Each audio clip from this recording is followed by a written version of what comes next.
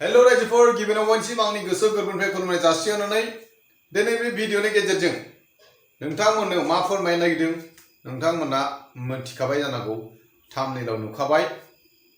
गाबोन जानो गोनां जोंनि बिटिसिनि बिसायख'थियाव सोर देरहासार जागोन आरो सोर सरकार सालायगोन। रायजोफोर सरकारा जायनिखि जाया मानो आंहा बाहाय नांजानांगौ जेबो गैया। मानो होनोबा इउपिपिएल सरकार दाबाबो आंहा नांजाया, बिपिएफ सरकार दाबाबो आंहा नांजाया। नाथाय बिजेपि जुदि सरकार जायोबा जोंनि बर'नि थाखाय गोबां खहा जागोन बे रोखाखा। इउपिपिएल सरकार जाबाबो आंहा बुंनांगौ गैया, बिपिएफ सरकार जाबाबो आंहा बुंनांगौ गैया। मानो होनोबा आं कुनु राजनैतिक पार्टीजों जड़ित नङा। आं जाबाय गेजेरनि मानसि, जायखौ मोजां मोनगोन बेनोनो भट होगोन। नाथाय रायजोफोर गुबै जाहोना जाबाय बिजेपिया जुदि जोंनि बिटिसिनि सरकार बा गादियाव जिरायोबा बर'फोरनि थाखाय गोबां खहा जागोन। बेखौ नोंथांमोनहा इलेक्शननि सिगाङाव गोबां रोखोमनि मेल मिटिंफ्राव बुंनाय tribal belt and block 6 schedule गासिबो सिफाय जानो नागिरबाय। आसामनि चीफ मिनिस्टार हिमन्त बिश्व शर्माया मा बुंदों, भिसिडिसि को डेस्ट्रय खालामनांगौ एबा भिसिडिसि को दोना, बेफोरबायदि खोथाखौ गोबांथार मेल मिटिंआव बुंदों। रायजोफोर दा जिफोर बाथ्राखौ नोंथांमोना ससियेल मिडियाफोराव नुदों एबा मेल मिटिंफ्राव होननायखौ खोनानो मोनदों, बेनिफ्रायनो एसेबाबो प्रमाणखौ मोनो। मानो होनबा बिजेपि जुदि सरकार जायोबा जों बर'हा खहा जागोना बियो रोखाखा। दा नंखायनो जोंनि बर' रायजो राजाफ्रा इउपिपिएल एबा बिपिएफ मोनसे पार्टीनो होनानै देरहासार जाहोनानै सरकार दानायखौ बयबो लुबैयो नङा होनबा रायजोफोर। नाथाय आंहा बाहाय सरकारा सोर जायो जेबो नांजाया। बिपिएफआबो आंनो जेबो होआखै, इउपिपिएलआबो जेबो होआखै। बेनि गुबै जाहोनखौ आं होनोसै। जोंनि गामियाव मोननै धोरोमनि थानसालि दङ, मोनसे ब्रह्म मन्दिर आरो बाथौ सिबियारिफोरनि मोनसे थानसालि दङ। नाथाय रावबो बाहाय अनसुंथाइ होआ बा बे मन्दिरफोरखौ फोसाबनो थाखाय जेबो सुबिदा होआ। गोबांथार खोनानो मोनो उमुक आसनि दंनो थुमुक आसनि दंनो, नाथाय रावबो जेबो होआ। अब्ला जों सोरनि जानानै भट होनो?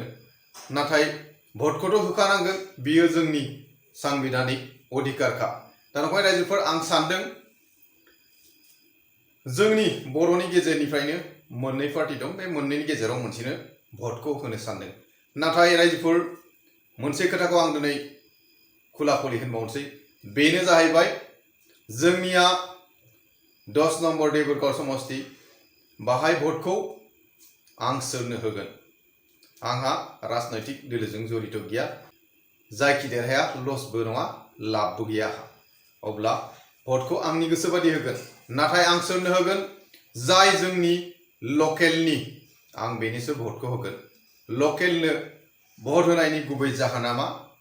बेनो जाबाय लकेला नोङो मोजांबाबो गाज्रिबाबो लकेलखा। गावनि जायगानि मानसिया मोजांबाबो गाज्रिबाबो गावनिनोखा। गुबुन मानसिनो होगोन बियो एरायनानै ब्लड थांगोन, नाथाय लकेलनि मानसिखौ जों खनसेबाबो लोगो हमनानै मोजां गाज्रिखौ फोरमायनो हागोन।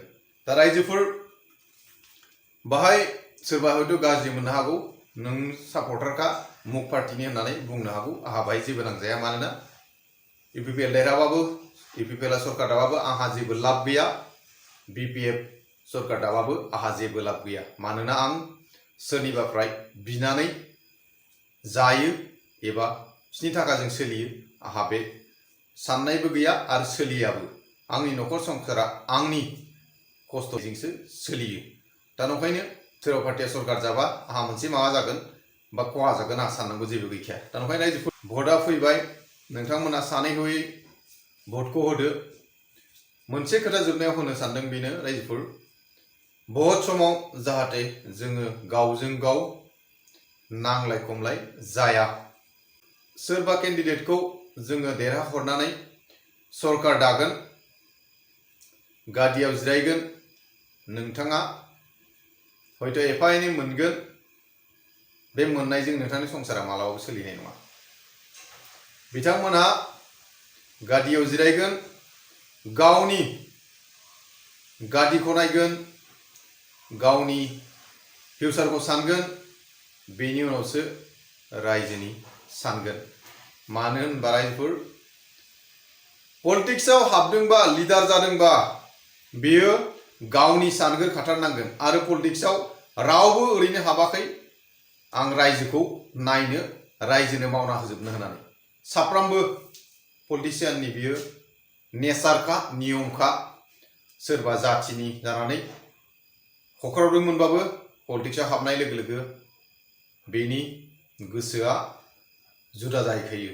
आरो बियो फार्स्ट गावखौ नायगोन, सेकेन्ड गादिखौ नायगोन, थार्डआव आदार दस्राखौ नायबाय नायाबा बेनोसै। दाथ' नुलांगासिनो दं नोंथांमोना। खुगाजों गोदै गोदै होनो, खामानियाव माबादि मावो बेखौथ' बयबो नुखाबाय, मोनथिखाबाय। नाथाय रायजोफोर, जोंथ' गावनि खस्थ'जों सोलिलांगोन। सोरबा राजा जाबाबो जेबो लस गैया आहा, सोरबा अपोजिशनाव थाबाबो आहा जेबो लस गैया। दा ओंखायनो रायजोफोर भटआ जाहाथे मोजाङै मोजां जालाङो आरो जों बर'फोरनि गेजेराव जाहाथे जेबो बे इलेक्सन समाव जेबो दावराव दावसि जाया। सोरबा नेतानि जानानै नोंथाङा दिनै दावराव दावसि खालामगोन, हमनानै लांनानै जेब्ला केसा जागोन, बे केसाव नोंथाङा खारनांबाय थागोन। सानसे बा साननै नोंथांनि थाखाय एसे सहाय हरगोन, उनाव नोंथाङा हारसिंनो थाखा फैसा गारनानै गावनि केसखौ फोजोबनो थाखाय नांथाबबाय थानांगोन। बेबादि गोबांथार हयथ' मानसिफ्रा नुखादों आरो मोनथिखागौबो। दा ओंखायनो रायजोफोर, आं दिनै बे भिडिअनि गेजेरजों साफ्रोमबो बर' रायजो राजाफ्रा जाहाथे सांग्रां जायो। भटआथ' फैगोन थांगोन, जों समाजाव थैस' थांस'नि थाखाय मोनसे गामियावनो थानांगोन। दा ओंखायनो उमुक पार्टि तुमुक पार्टि लालायनानै जेबो दावराव दावसि जानो गोनां गैया। नेतायाथ' नेताखा, लिडारा लिडारखा। मालाय गावनि गादिखौ बासायनो थाखाय बे दोलोनिफ्राय बै दोलोआवबो बारस्लायनो हागौ। नाथाय नों आंहा बे गामि मोनसेयावनो थानानै, बे समाजावनो मिलायनानै थानानै संसार जालांनांगोन। दा ओंखायनो रायजोफोर, भटआ फैबायानो, सानलायनानै होदो। आं होना सोर अबहाय होगोन, नाथाय नोंथांमोना गाव गावनो बिबेक बिबेचना खालामनानै भट होदो, सोरखौ देरहाहोनो सानो। आरो सरकारा जाखांनायनि उनाव नोंथाङा जुदि माबा मोनसे मुलाम्फा मोनगोन सानदोंबा बे बिथांनोनो भट होबानो जाबाय। नाथाय आंनि भटआ आंनि लकेल जाय केन्डिडेट जागोन बेनियावसो थांगोन। आरो बेखिनिखौनो बुंनानै आंनि बिदिखौ दोनैसिम दोनथ'नाय जाबाय। गोजोन्थों।